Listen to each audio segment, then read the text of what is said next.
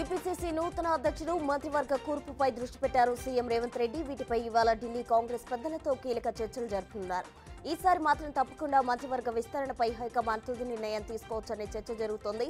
ఎవరిని మంత్రివర్గంలోకి తీసుకోవాలనే దానిపై ఇప్పటికే ఓ నిర్ణయానికి వచ్చారని, హైకమాండ్ గ్రీన్ సిగ్నల్ ఇస్తే మరో వారం రోజుల్లో కొత్త మంత్రుల ప్రమాణం ఉండొచ్చనే ప్రచారం జోరుగా సాగుతోంది. ఏపీకి పెట్టుబడులు తీసుకురావడమే లక్ష్యంగా సీఎం చంద్రబాబు వేగంగా అడుగులేస్తున్నారు. గోద్రేజ్ సంస్థతో 2800 కోట్ల పెట్టుబడులపై కీలక చర్చలు జరిగాయని వెల్లడించారు CM Chandrababu. Godrej industries chairman Nadir Godrej AP CM చంద్రబాబును కలిశారు. కేంద్ర ప్రాయోజిత పథకం ఎన్ఎంఈఓ ఓపీ రాష్ట్రంలో అమలు జరుగుతున్న తీరు పట్ల ఈ సమావేశంలో చర్చించారు. తెల్ల రేషన్ కార్డుదారులకు తెలంగాణ ప్రభుత్వం తీపి కబురు అందించింది. ఎన్నికల హామీలో భాగంగా జనవరి నుంచి తెల్ల రేషన్ కార్డులు ఉన్నవారికి సన్నబియ్యం పంపిణీ చేయనున్నట్లు మంత్రి ఉత్తమ్ కుమార్ రెడ్డి ప్రకటించారు. రేషన్ బియ్యాన్ని పక్కదారి పట్టిస్తే కఠిన చర్యలు తీసుకుంటామని, డీలర్షిప్ రద్దు చేస్తామని హెచ్చరించారు. వంట గ్యాస్ సబ్సిడీ మొత్తం లబ్ధిదారుల ఖాతాల్లో జమ అయ్యే చూడాలన్నారు. AP deputy CM Pawan Kalyan ఇవాళ అన్నమయ్య జిల్లాలో పర్యటించనున్నారు. రైల్వే కోడూరు మండలంలోని మైసరావారిపల్లిలో గ్రామ సభలో పాల్గొననున్న ఆయన అన్నమయ్య ప్రాజెక్టు కొట్టుకుపోవడంతో దెబ్బతిన్న పులపత్తూరు గ్రామాన్ని పరిశీలించనున్నారు. డిప్యూటీ సీఎంగా బాధ్యతలు తీసుకున్న తర్వాత వరుసగా తనకు కేటాయించిన శాఖలపై రివ్యూ మీటింగులు పెట్టి పనిలోకి దిగిన పవన్ ఇవాళ అన్నమయ్య జిల్లాలో పర్యటించనున్నారు. వైసీపీ టెక్కలి ఇన్ఛార్జ్ పదవి నుంచి దువ్వాడ శ్రీనివాస్ను తొలగించారు. వైసీపీ అధినేత జగన్ దువ్వాడ స్థానంలో పేరాడ తిలక్ను నియమించారు. కుటుంబ గొడవల నేపథ్యంలో దువ్వాడను తొలగించినట్లు సమాచారం. 10 రోజులుగా భార్యవాణి దివ్యల మాదిరి దువ్వాడ శ్రీను మధ్య వివాదం రచ్చకెక్కింది. ఇటీవల జరిగిన సార్వత్రిక ఎన్నికల్లో టీడీపీ అభ్యర్థి అచ్చెన్నాయుడుపై వైసీపీ అభ్యర్థిగా పోటీ చేసి ఓడిపోయారు దువ్వాడ.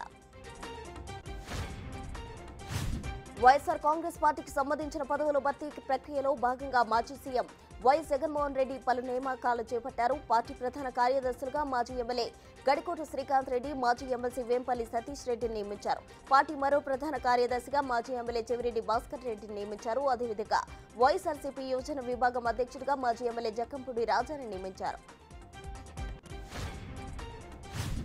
గచ్చిబౌలిలో అంతర్జాతీయ సెక్స్ రాకెట్ ముఠా గట్టురట్టయింది. ఇక మొత్తం 17 మంది విదేశీ యువతులను అరెస్ట్ చేశారు గచ్చిబౌలి యాంటీ ఉమెన్ ట్రాఫికింగ్ పోలీసులు. పట్టుబడిన వారిలో కెన్యాకు చెందిన 14 మంది, ఉగాండాకు చెందిన 2, టాంజానియాకు చెందిన 1 మహిళ ఉన్నారు.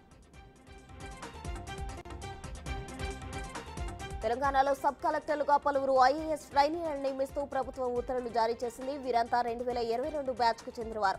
కాగజ్ నగర్ సబ్ కలెక్టర్ గా శ్రద్ధా శుక్లా, బోధన్ సబ్ కలెక్టర్ గా వికాస్ మహాను, మిర్యాలగూడ సబ్ కలెక్టర్ గా నారాయణ అమిత్, తాండూరుకు ఉమా శంకర్ ప్రసాద్, బాన్సువాడకు కిరణ్మయి కొప్పిశెట్టిలను సబ్ కలెక్టర్లుగా నియమిస్తూ సీఎస్ ఉత్తర్వులు జారీ చేశారు. ఢిల్లీ అసెంబ్లీ ఎన్నికలు జరగనున్న నేపథ్యంలో ఆమ్ ఆద్మీ పార్టీ కేజ్రీవాల్ ఆయింగే అనే కొత్త ప్రచారానికి శ్రీకారం చుట్టింది. మద్యం విధానానికి సంబంధించిన మనీ లాండరింగ్ కేసులో అరెస్ట్ అయిన సీఎం అరవింద్ కేజ్రీవాల్ తిహార్ జైల్లో ఉన్న విషయం తెలిసిందే. ఈ నేపథ్యంలో ఆమ్ ఆద్మీ పార్టీ నేతలు కేజ్రీవాల్ త్వరలోనే బెయిల్పై బయటకు వస్తారనే ఆశాభావంతో కేజ్రీవాల్ ఆయింగే అనే కొత్త ప్రచారానికి శ్రీకారం చుట్టారు. తెలంగాణలో మరో 5 రోజుల పాటు తేలికపాటి నుంచి వర్షాలు కురిసే అవకాశం ఉందని హైదరాబాద్ వాతావరణ కేంద్రం తెలిపింది. పలు జిల్లాల్లో ఉరుములు మెరుపులతో కూడిన వర్షాలు కురిసే అవకాశం ఉన్నట్లు వివరించింది. గంటకు 30 నుంచి 40 కిలోమీటర్ల వేగంతో గాలులు వీచే అవకాశం ఉందని తెలిపింది. పలు జిల్లాలకు యెల్లో అలర్ట్ జారీ చేశారు.